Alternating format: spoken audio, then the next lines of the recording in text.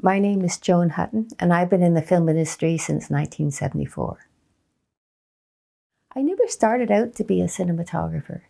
When I began, there just were no women at all in the camera department. And I thought, after I went to film school, that there was a small possibility I might be able to make a decent living as a camera assistant. And I was sort of okay with that. I thought that's the best I could hope for. And then I started working, and I discovered that I could get more. I could be a DP, yeah. There was nothing stopping me except fear. There just was no one. Like, I was the one in Toronto. And there was so much attention focused on me because I was a woman and they didn't think I'd be able to do the job, and they're just waiting for me to fail. So it was a lot of pressure, but at the same time, you have to just keep that calm exterior saying, I can do this. I can do anything I want. And I will. Yeah, I went to school to study film. I didn't mean to. I'd actually going back to study photography because I'd been working as a photographer for the last while, and I wanted to learn more. But when I went to Humber College, the stills course was full, and the counselor there suggested, well, go into the film course. By Christmas, people will drop out. You can change over. But by Christmas, I was hooked. Yeah, I discovered film, so I wasn't going to be satisfied with still images anymore. All through my 4 years of film school, I was always the only woman.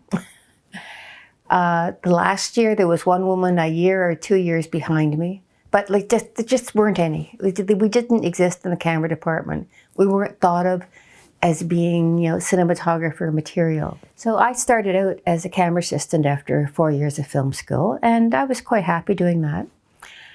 But I always wanted to shoot. I really did want to shoot. So I got together with a guy who had been my second assistant on a feature film, and we started a production company, and we started to shoot sports documentaries. He directed, I shot, and we started winning awards for sports documentaries. So I thought, well, this is okay. And after a while, we branched out and did more and more documentaries, and I won more awards, and suddenly I had a career. I think I bring to the table a calmness and an ability to get along with anyone, and also a really strong creative edge, because I've been drawing and painting and taking photographs since I was 10 years old, and it always really spoke to me. I'm just lucky that I'm blessed with that kind of a personality, that I just can be calm, and my emotions don't show in my face too often. So when everything is falling apart around you and you're trying to save the sinking ship, it looks like you know exactly what you're doing. And after a while, you do know exactly what you're doing. So the calmness isn't the facade anymore, it's just part of your personality. But that learning curve can be pretty steep when you start out. I think I worked up the camera ladder because I was stubborn and I just wouldn't give up. There was many, blocks in the path, many stones on the road. But you just keep plugging away and just ignore the people who tell you can't do it. Oh, you're too little, you can't lift cases. Oh, my wife wouldn't like you working with me because she'd get jealous. Like, give me a break. You're a fat old 50-year-old. What does a 24-year-old want with you? Yeah, really. As a cinematographer, I have like a two-faced role. One is to have a good rapport with the director and fulfill his vision to the best of my abilities, and to do it with a creative flair that makes people want to watch the movie. But at the same time, controlling all the bits and pieces and making sure we get our day and everything is shot on time, everything works, everything matches. But mainly it's the creative force and being able to visualize the director's words, because we're the visual people. You can talk as long as you want, or you can write, but until you get someone with an eye, you don't have a film. My biggest struggles, well, they're not such big struggles now because I'm retired, but before I was retired, some of the struggles always were, just proving you can do something over and over and over again, because each producer director, you have to prove that you can do the job. And it gets a bit frustrating after a while, because I've got a ton of awards, I've done some really interesting projects, and I was still having to prove myself over and over again. And you know, you always lose jobs just because you're a woman. They don't want to take the risk. They're afraid to. And you just have to just plow through that. And determination and stubbornness is your friend. I think one of the reasons women have trouble getting into cinematography is, one, there's fewer role models. That's changed now, though. When I started 40 odd years ago, there was me. Now there's about 20 women in the CSC, and that's a huge improvement. And I think it's going to start jumping up even more rapidly now, because we've got some numbers now to build from. I think it's very difficult for women too, because if you want to have children, how do you do that having a career as well, where you're working 14, 18 hours a day for weeks on end? Yeah, unless you have a very supportive husband, or you can afford a 24-hour nanny, it's always more difficult for women. And it's the dichotomy. Do I want a family? Do I want a career? And having both is so hard. Some people do it, but it's so hard. I think the industry tolerates us now. I would never say they're supportive, because I think we still have to fight for every inch we get. But I think the industry has become more tolerant. It's not such a surprise. I remember when I was operating on a feature film quite a few years ago, Shelley Berman was one of the stars in it. And I was behind a camera with two other people, because we had a 3-camera setup. She walked out onto the stage, she looked at me and she said, "There's a woman behind that camera." Like she'd never seen it before, because she hadn't seen it before, and she wasn't, in her youth at that time, It's crazy, because people just don't expect you to be able to do it. And I love proving them wrong.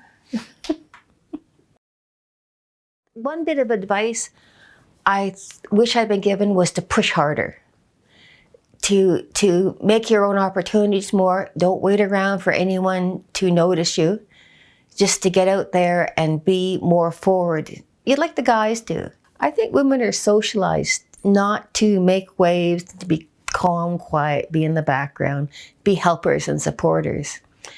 And I really feel we have to be a little bit more like men, and being a little bit more aggressive about going after what we want, and not to be happy with being in the background or the shadows all the time, because sometimes we are the star.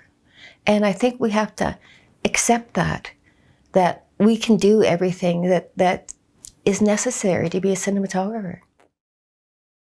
I think some of the character traits is I really do have a good eye for lighting, for design, for focus. I think in films. Actually, I dream films. I've always dreamed movies, ever since I started in this business. And I think when you immerse yourself so deeply in it, it just becomes second nature to be able to shoot. I'm also very determined, and I will not stop until I get something right. So I don't have to worry about, doing things in a sort of a half-assed way. It's just not my personality. I have to work at it and pick at it until I get it right. I think the biggest lesson I've learned is not to depend on other people, to make your own way, and just to do what you want to do with your life. Because you can't try to please everyone else. You'll just go crazy. And too many women become people pleasers.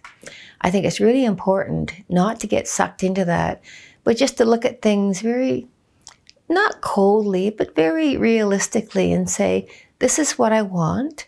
These are the ways I'm going to get it.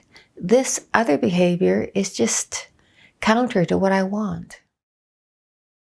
I think the best thing I ever worked on was a series called Ken Finkelman's The Newsroom.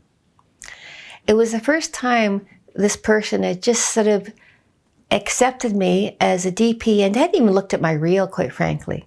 Just looked at me, so yeah, you do documentary, you got a good reputation, okay, let's do this. And it was a series that was shot very documentary style, but it was comedy a dramatic comedy.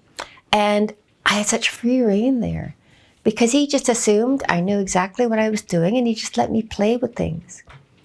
And I'd try something and it would work. And he'd say, yes. I'd try something. It wasn't quite what he wanted. He'd say, oh, no, let's do it again. But you're always just sort of leaping at things and being able to explore and play. And shooting a whole series, one camera handheld, it's quite an experience. I think the industry has gotten more open since I started. They accept more people of different persuasions. There's actually Black people in the film industry now. There were no Black people when I started. No one who would actually identify themselves as Black.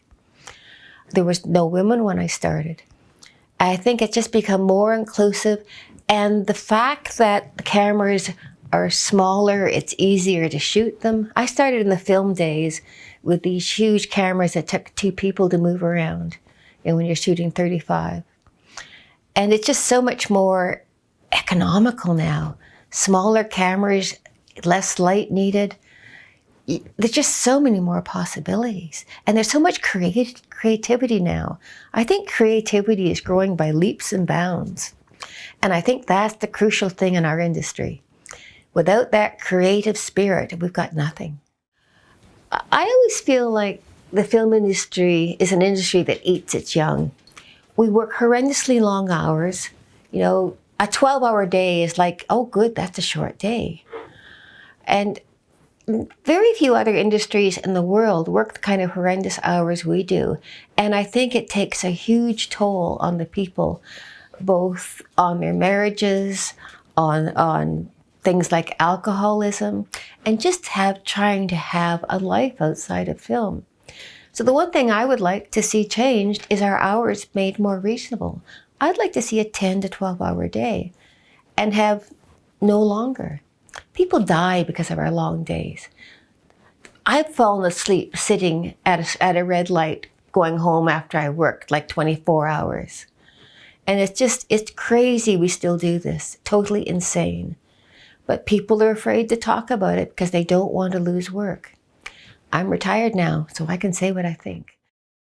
As I say, I'm retired, so now I do basically mentoring and pro bono, which I love, because I love working with young people and seeing all these fresh new ideas and being able to just to sort of mold them and shape them and say, try this, go in that direction, see where this takes you. Don't step in that hole. And it's so much fun doing it. And I just love seeing people's careers take off and them just become like real cinematographers and have the confidence in what they're doing. Social media has changed things, and some things I think are really interesting and cool. And working with young people, it just keeps you young and fresh and keeps you thinking about how things work and how you can do things differently. It all keeps you young. The only advice I would give the next generation is be determined, be very nice to everybody, especially people lower down the rung than you, because one day that PA is going to be your director. And just don't give up. Just keep trying and playing with things. And don't get into the film industry unless you really enjoy it. Because if it's just hard work, it really is hard work. But if you enjoy it and you're having a good time, the hard work's all worthwhile. I was the president of the CSC for 22 years. And in that time, I really began to see that the CSC was like a big family.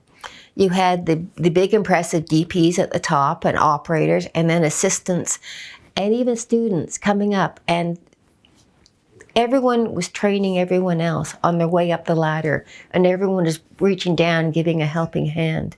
And that doesn't happen everywhere, which I think is really crucial, is to have an organization that people really feel invested in, but they feel that it's theirs.